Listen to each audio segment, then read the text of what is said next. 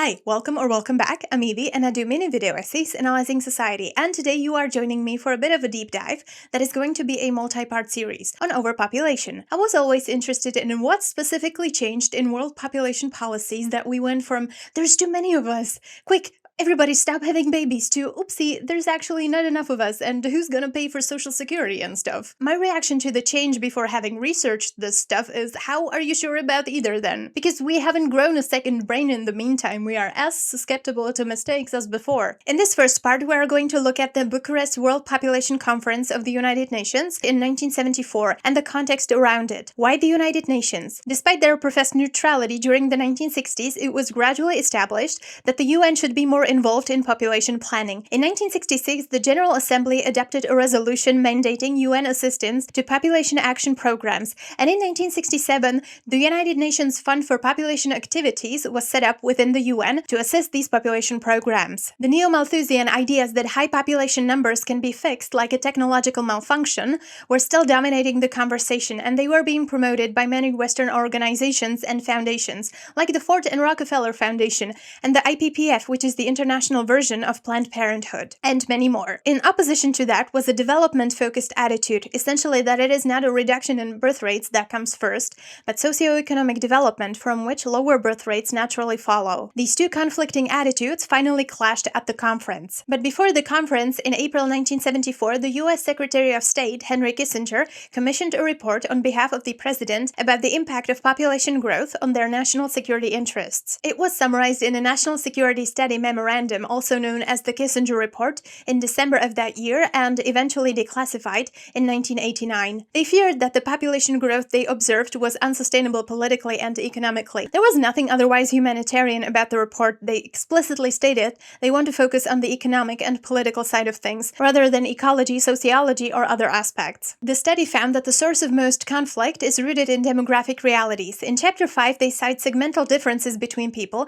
migration, population growth, different levels of knowledge and skills, and many other aspects as significant contributors to conflict and violence. After accounting for population projections and predictions about when they would naturally stabilize, and having judged them unacceptable, they had set out demographic targets for 1985 and later the more ambitious ones for the year 2000. Their ideal goal, should other nations cooperate, were to reduce population growth from 2.4% to 2% yearly by the year 1985 in developing countries, and to shrink it below 0.7% in developed countries. In some aspects, the plan for developed countries was way stricter. They were supposed to achieve stationary populations as soon as practicable, and developing countries should arrive at replacement levels in 2 or 3 decades, because the momentum there was too large to just have them stop. Overall, the world was ideally going to be at replacement level of fertility for all countries by the year 2000, which they had defined as a 2-child family on average. The means to achieve these ends were to fund fertility planning strategies and create conditions conducive to fertility decline, like increasing the motivation in people to have smaller families by educating new generations on the desirability of smaller families, give people and especially women minimal education, reduce infant mortality, expand wage employment, again especially for women, also to develop alternatives to having children as a source of old age security. The report was also concerned with the cost of those strategies, like increasing the legal minimum marriage age,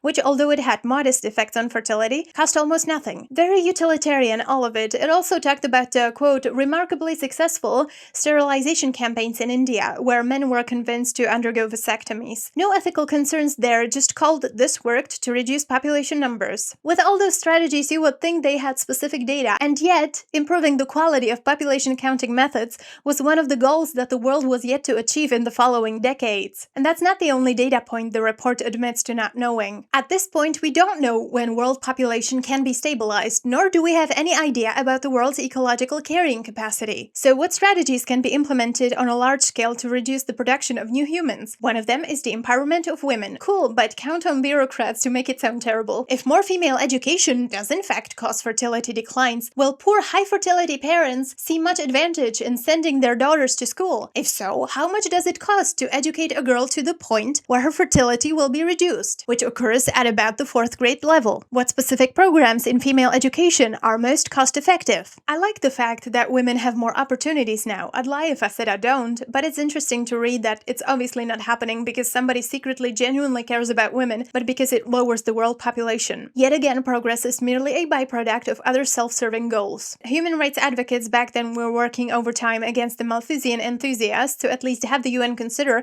that human dignity should be taken into account. But the ends remained the same, only the means became slightly more ethical. You'd almost naively think that ethics for the sake of ethics should be enough, but apparently not. Before the conference began, John D. Rockefeller III acknowledged the failure of family planning and endorsed the developmentalist approach, so the non-Western part of the world at least got rhetorical concessions out of it. The US presented their plan at the conference in August 1974, and as I'm sure you can imagine, it was very controversial. At the beginning of the conference, the plan was subjected to a slashing, five-pronged attack, led by Algeria, with the backing of several African countries, Argentina, with the backing of Uruguay, Brazil, Peru, the People's Republic of China, and the Holy See, so the Vatican. The opposition was not unified, but their conditions to accept the project were that national sovereignty had to be maintained if they were to cooperate in implementing such policies, and that the documents would scrap overt references to population control programs and any specific quantitative or time goals. And also, since the US was about to tie foreign aid to population goals,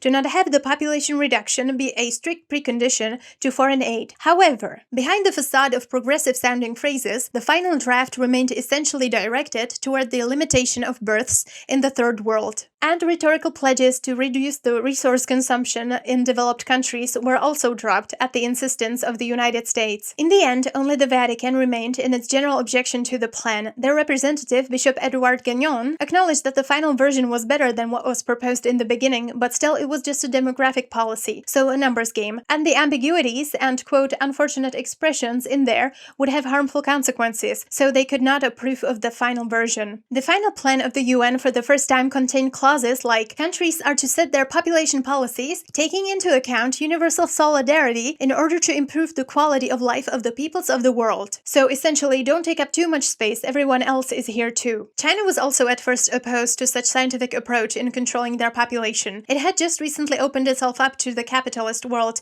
and they maintained the development is the best contraceptive approach, but there are interpretations that their exposure to modern demographic science facilitated their later adoption of the famous one-child policy. All the participating countries got their homework to implement at home throughout the following decade. Improve your senses, consider setting population targets, and take into account the realities of your population when developing your infrastructure. And last but not least, everyone was now supposed to have access to voluntary and ethical family planning services. All of that was going to be reviewed a decade later at the UN conference at Mexico City in 1984. But for now, we are at the end of part 1. Part 2 in a few days. In the meantime, be kind to yourselves and to other people, and subscribe if you thought this video was interesting.